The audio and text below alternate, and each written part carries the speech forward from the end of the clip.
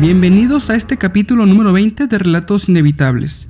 Esperando que se encuentren todos bien en casa y agradeciendo el apoyo y el favor de su atención al estar aquí escuchándonos una vez más. En este capítulo les traemos a ustedes un par de historias que nos han hecho llegar, las cuales considero que son muy interesantes. Últimamente, no sé por qué, pero han estado enviando historias relacionadas con la brujería. Cosa que nos gusta, ya que es un tema delicado, sí, pero por otra parte siempre interesante y del cual nunca está de más conocer. Comenzamos. Mi gato. Antes que nada me gustaría utilizar el anonimato para referirme a esta situación que voy a contar. Hola, ¿cómo están? Espero que estén bien. El tema que me trae acá es el siguiente. La verdad es que necesito de alguien que entienda de nahuales. Creo que tengo un acosador, o no sé. Muchos en la actualidad me llaman brujo o curandero, de varias maneras. La cosa es que a lo largo de mi vida he visto muchas cosas, pero nunca he tenido contacto con un nahual. Bueno, al menos hasta hace poco, al parecer. Soy un estudioso de las artes oscuras y el tarot. Son temas que me fascinan desde joven. Tengo un mentor con el que estoy incurriendo en estas artes, ya que en el pasado tuve muchos problemas de salud, y él me ayudó, me sanó, y ahora es quien me guía en este camino de aprendizaje. Con él he hablado de lo siguiente que estoy por platicarles, y me ha dicho que hay algo raro en todo esto, pero bueno, mejor les cuento. Yo tengo 2 gatos en la casa, y por tener lo que tengo, siento la energía de mis gatos, que con solo verlos ya entiendo qué es lo que les pasa y qué es lo que sienten en ese momento. Ellos dos son una enorme bola de amor y compañerismo. Lo son todo para mí, y yo, al parecer, también para ellos. Son como mis hijos, vaya. Pero hay días como hoy en que uno de ellos se siente distinto. Tiene la cara un poco más hinchada de lo normal y no se siente con ese mismo amor de siempre. Se siente con una vibra como rara. Así, extraña el resto de las veces.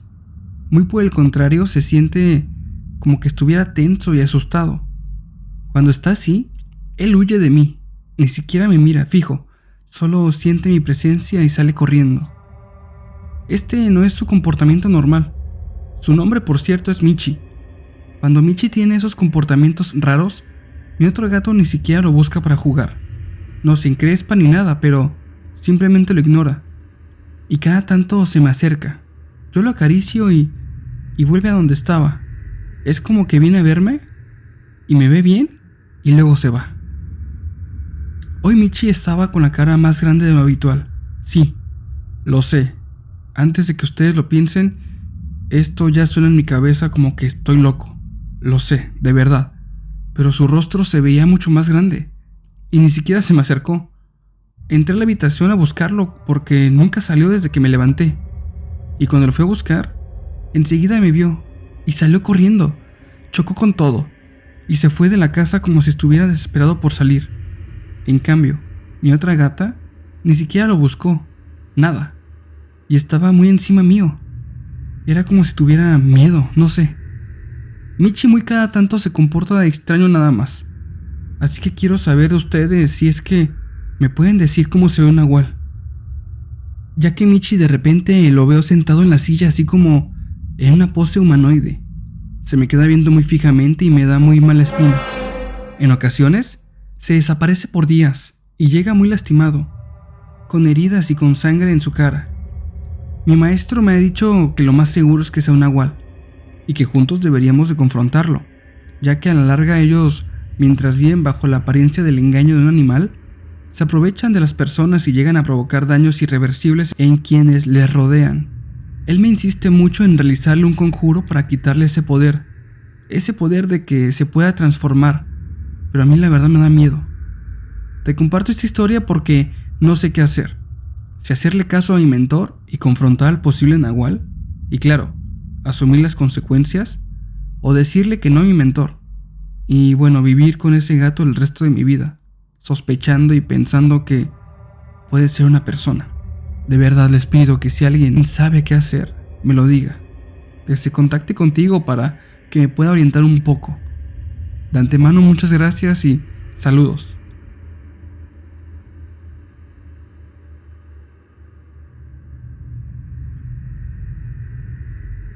Trauma de por vida. Historia enviada por Carla. Hola, les voy a contar esto que nadie de mi familia sabe.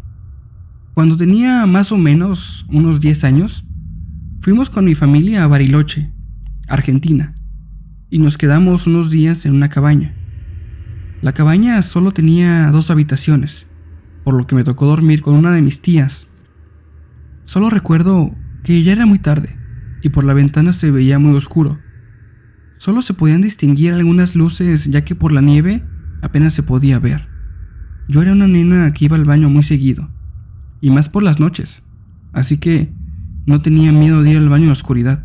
Cuando estaba regresando a la habitación, luego de haber visitado el baño, antes de abrir la ventana veo una clase de sombra sentada en la cama. Entonces pensé que mi tía se había despertado por mi culpa. Yo no hice otra cosa más que disculparme. Pero bueno, ella no me dijo nada. Ni siquiera se movió. Yo no le di importancia y me acosté, y traté de seguir durmiendo. Después de un rato intentando dormirme, me doy vuelta para el otro costado y veo a alguien al lado de ella. Era una persona chiquita que le estaba acariciando la cara. Pero era imposible porque la única niña era yo. No estaban mis primos y no tenía hermanos. Por un buen rato ese niño o personita estuvo al lado de mi tía, viéndola. La veía fijamente y a la vez estaba tocándole el pelo. Y yo, por alguna razón, no sentía miedo alguno. Es más, al contrario, me daba tranquilidad verlo. No sé qué pasaba por mi cabeza. Es más, no sé cuándo fue que me dormí, pero al despertar, mi tía me retó enojada por haberle hecho unas trenzas y por enredarle el cabello. Yo no sabía qué decirle. Si yo le decía lo que vi, jamás me iba a creer, así que nunca se lo dije nada más. Es algo que lo tengo guardado desde hace 8 años. Jamás se lo conté a mis papás. Tampoco busqué respuestas a lo que vi. Una parte de mí quiere saber qué era eso, pero mi otra parte me dice que no, que así está bien, que trato de olvidarlo y que siga adelante con mi vida. Esta experiencia, a pesar de que en su momento no me dio miedo, créanme, cada que la recuerdo me enchina la piel y me pongo a pensar que no sé si sería capaz de soportar ver algo así una vez más. Hasta la próxima.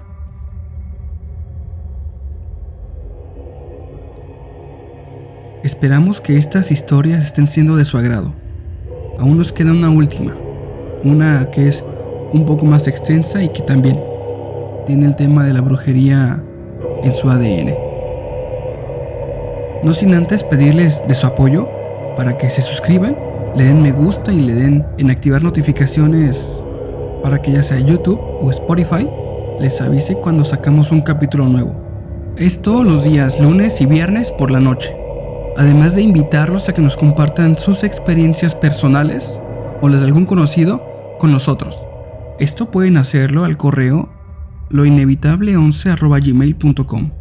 Allí pueden enviar sus historias y bueno, nosotros nos encargaremos de narrarlas en este espacio y así ustedes puedan escucharla. Continuamos. El embrujo. ¿Qué tal? Mi nombre es Rubén. Yo ya soy un hombre anciano. Mis mejores años ya pasaron. Actualmente solo espero con paciencia el día en que la muerte venga por mí. No me asusta, la verdad. De hecho, muy por el contrario, quizás es que la espero un poco con ansias. Mi vida está repleta de vivencias, tanto buenas como malas. Pero la verdad es que hubo un error que me marcó para siempre. Un error que cambiaría el rumbo de mi vida y de mi destino. Ese error me costaría bastante caro. Un momento de flaqueza me condenaría para siempre. Para explicar lo que pasó, debemos remontarnos 55 años atrás.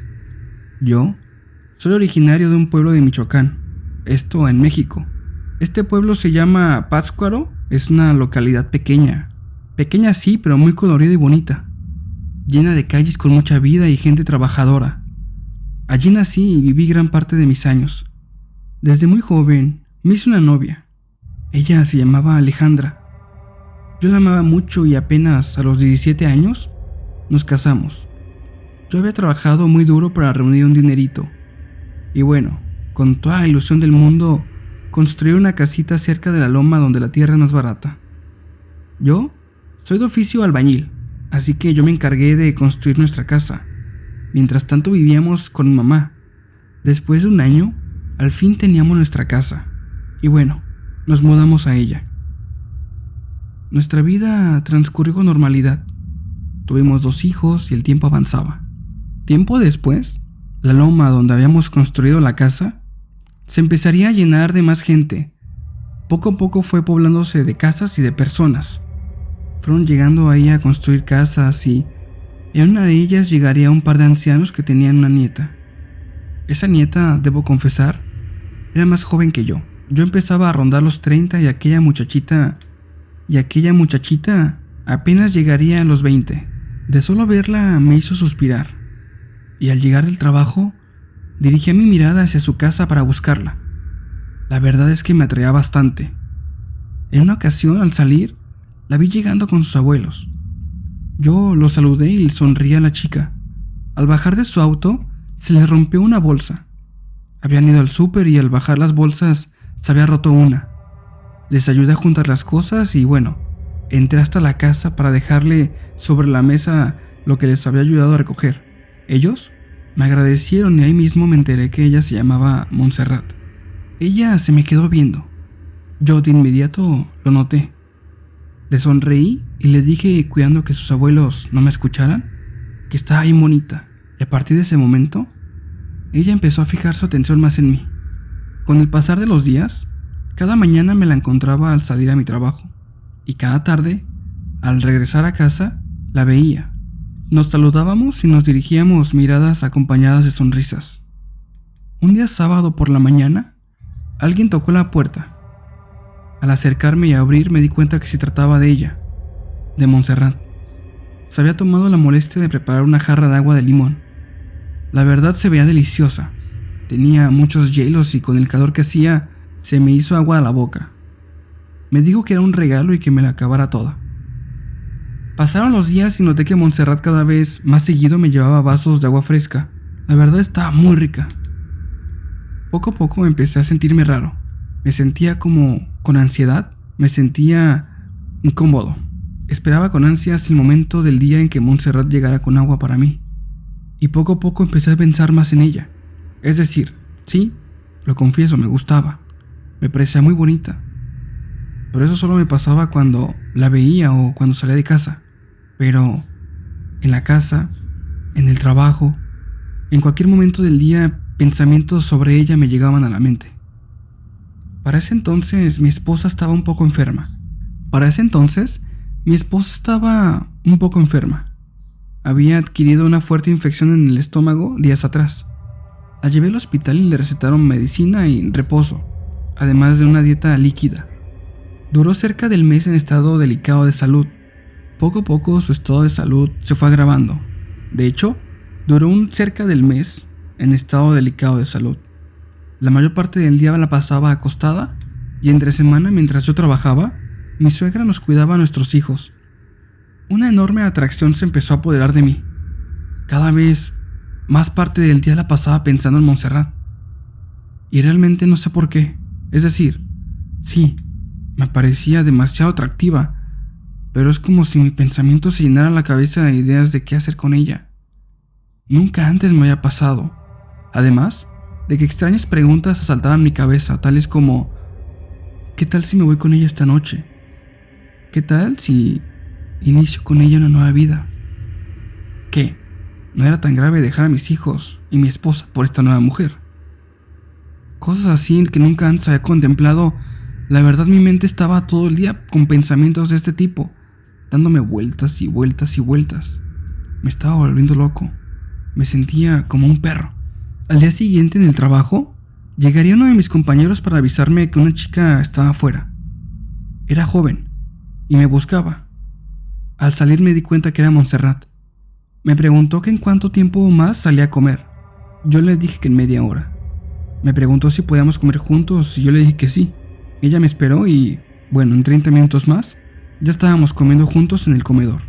Me empezó a preguntar sobre mi esposa, sobre mis hijos, sobre cosas muy personales e íntimas. Ella, en medio de la conversación, me dio a entender que nos podíamos ir juntos a la ciudad, comenzar una vida nueva. Además, me hablaba de que podíamos escaparnos esa misma noche. Quedé sorprendido. Realmente era como si mis pensamientos los tuviera conectados a los de ella. Era como si me pudiera leer la mente. Esos pensamientos míos, bueno, ella los estaba colocando sobre la mesa. Todo era muy raro. Sentía como si él ya tuviera la capacidad de leerme la mente. Lo que pensaba, ella lo decía. Yo me asusté demasiado. Le di largas y terminó la hora de la comida. Ella quedó en ir por mí a la hora de finalizar mi jornada laboral. Y bueno, me retiré del comedor. Muy pensativo. Me planteaba si estaba bien lo que estaba haciendo. Me gustaba ella, sí, pero no era correcto. Seguí en mi trabajo y bueno, pasaron las horas. Se llegó el cierre del día. Y ahí estaba Montserrat. Yo me comuniqué con mi esposa. Le dije que me quedaría a hacer horas extras y ella me dijo que no había problema, que me cuidara. Al colgar la llamada sentí remordimiento de conciencia y sentí mucha culpa. Pero al mirar hacia la entrada y ver la figura de Montserrat, la culpa se disipó. Fuimos a un bar. Ya ahí tomamos y platicamos mucho. Recuerdo que cada que la veía yo me sentía como hipnotizado. Pasaron las horas y las copas se vaciaban. Para ese entonces ya estábamos más juntos. De pronto nos abrazamos y nos dábamos besos. Salimos de ahí y fuimos a un lugar más privado. Aquella noche yo rompí el juramento más sagrado que había hecho en mi vida. Aquella noche le fui infiel a mi mujer. Le fallé a mis hijos y, bueno, a mí mismo. Por la mañana, la cruda moral era mayor que la cruda de alcohol. Llegué a casa y mi esposa, muy asustada, me preguntaba que si todo estaba bien, que por qué no contestaba las llamadas. Yo no pude mentirle. Y bueno, terminé por contarle todo. Las lágrimas cayeron por su rostro y me dejó ahí hablando solo. Me costó mucho verla, aún convaleciente, cómo armaba sus maletas y salía de la casa. Ella se iría con su mamá. Esto que habíamos construido había terminado aquel día. Mi familia la había destruido por una decisión. Pasaron los días y yo seguí viviendo ahí. Asistía al trabajo y en ocasiones Montserrat me visitaba. Me llevaba de comer, seguíamos en comunicación y a veces dormía en mi casa. Yo estaba roto, realmente me sentía vacío. El cuerpo de Montserrat y vivir esta experiencia era un castillo de arena, el cual se había roto apenas comenzó. Pasaron los meses y yo intenté comunicarme con mi esposa, pero bueno, mi suegra siempre me la evitaba. Solo podía ver a mis hijos los domingos un par de horas. Tomé una decisión. Cité a Montserrat para hablar y le dije que ya no quería nada más con ella. Había tomado una decisión de irme del lugar. Quería dejar mi antigua vida. Ahí, en ese pueblo, ya no hay absolutamente nada para mí. Como es natural, ella se molestó. Y mucho. Casi me golpea. De hecho, yo tuve que controlarla y evitar que me causara daño. A la noche tocaron la puerta de mi casa. Era ella. Era Montserrat. Llevaba un pastel que ella había horneado. Me dijo que quería disculparse por su reacción. Y vi en eso la oportunidad de terminar bien con ella. Nos sentamos a la mesa y lo comimos. Estuvimos un par de horas y se retiró. Me dijo que yo no la iba a olvidar jamás. Y me dedicó una sonrisa, la cual fue más larga de lo normal. Sus ojos no eran los mismos que los de la tarde. Sus ojos expresaban un tipo de gozo, de diversión. No sé cómo describirlo. Al día siguiente me puse en marcha. Iría a Estados Unidos para comenzar de nuevo. Trabajaría muy duro y enviaría dinero a mis hijos para que no les faltara nada. Después de 2 días y de muchos kilómetros, llegué a mi destino. Apenas llegar, un dolor cayó en mi estómago. Y bueno, ese dolor no me abandonaría más. Encontré un trabajo en una constructora y empecé una nueva vida. Me dedicaba solo al trabajo. Enviaba dinero a mis hijos y me concentré solo en trabajar. Quería trabajar mucho. Quería que todo el ruido que había en mi cabeza ahogarlo con el trabajo y con el cansancio de este. Pasaban las semanas y el dolor que tenía no se iba. Iba al médico, pero no arrojaban nada a los estudios. Busqué varias alternativas, pero no más nada. Un compañero de mi trabajo, con el que rápidamente hice amistad, se enteró de mi dolor y le platiqué que no se iba con nada. Él era cubano y me platicó de extraños rituales de brujería que allá, en su tierra, se usaban. Me dijo que tenía un conocido que se dedicaba a hacer limpias, que si no había encontrado soluciones con la medicina tradicional, nada perdía con intentarlo con brujería para curarme. Yo le dije que no creía en esas cosas y que no anduviera inventando cosas. Él se molestó y bueno, yo seguí en lo mío. Pasaron los meses y todo seguía igual. Los dolores los tenía día y noche. No me permitían descansar. Me tenían ya cansado. En la desesperación, recurrí a mi amigo. Me disculpé por haberle faltado el respeto cuando me habló de la brujería. Yo me había burlado de él. Él aceptó mis disculpas y bueno, al día siguiente me llevó con su conocido. Efectivamente, cuánta razón tenía mi amigo. Me tenían bien trabajado. Había sido víctima de brujería. Alguien me había hecho un trabajo. El brujo o chamán, no sé cómo llamarle, realizó una limpia. Encendió copal, sacó unos ramos que me pasó por todo el cuerpo y me dio a tomar unos preparados de té, los cuales terminé bebiéndolos todos y terminé muy cansado después de esa sesión. Fueron varias las veces en que visité su domicilio, pero no veía mucha mejoría.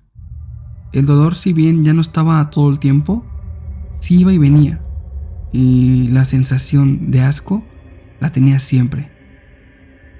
Al cabo de unos años dejé de caminar. Mis piernas, de pronto, una mañana al despertar, me di cuenta que ya no respondían. Habían dejado de funcionar. Una silla de ruedas habría de reemplazar a mis piernas. Así estoy hoy en día, anclado a esta silla de ruedas, y en el extranjero, viviendo en la miseria. La madre de mis hijos se volvió a casar, por lo que supe, y bueno, al parecer es muy feliz. Mis hijos crecieron sin mí, y de Montserrat ya no supe nada. Todo esto que me pasó, lo más seguro es que Montserrat me lo haya provocado. No tengo otro motivo. El brujo me había comentado que esta clase de brujería generalmente se hacen a parejas o exparejas, a lo cual la única explicación que le doy es que fue una clase de venganza por haberla dejado. Yo actualmente solo espero que llegue el día en que Dios me llame para rendir cuentas y ya por fin pueda descansar. Lo último que les voy a decir es que la brujería se la tomen muy en serio, que con ella no se juega. Uno nunca sabe qué es lo que le preparan. Yo solo espero que llegue el día en que Dios me llame para rendir cuentas y ya por fin pueda descansar. Lo último que les voy a decir es que la brujería se la tomen en serio, que con ella no se juega y que tengan cuidado.